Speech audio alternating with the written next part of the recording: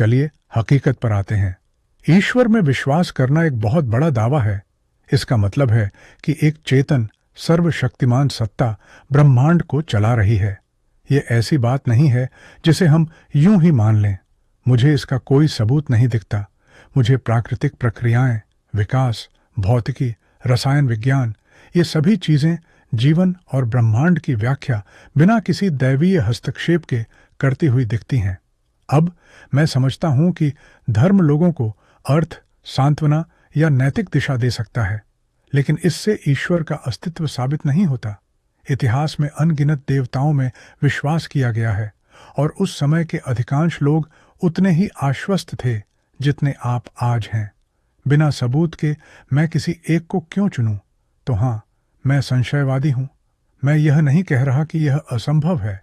मैं कह रहा हूं कि किसी देवता के अस्तित्व को मानने का कोई ठोस कारण नहीं है, कम से कम हमारे ज्ञान के आधार पर तो नहीं। खुदा जाहिर है मौजूद है। कायनात को देखें, तरतीब, तबीयत के कवानीन, जिंदगी की खूबसूरती। इत्तेफाक से ऐसा कुछ नहीं हो सकता था। एक तख्लीककार होना जरूरी है। मैं आपकी बात समझता हूं, लेकिन यह तो डिजाइन का पुराना तर्क है।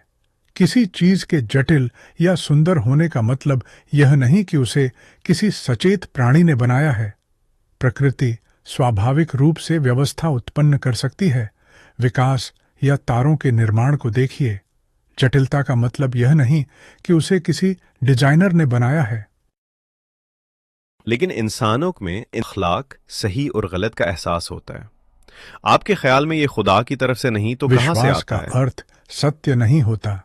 लोग जूस, थॉर और अनगिनत देवताओं में विश्वास करते थे, लेकिन इससे वे वास्तविक नहीं हो जाते।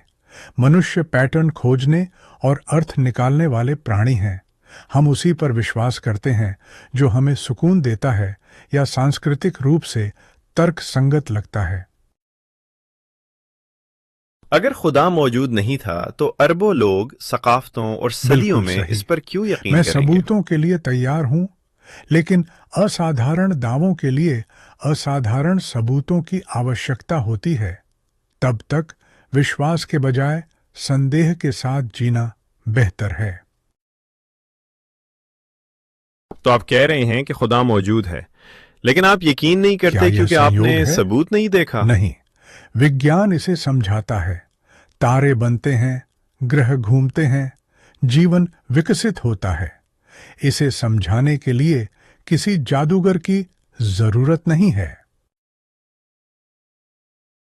कायनात को देखें, उसका हुक्म, उसके कवानीन, उसकी जिंदगी।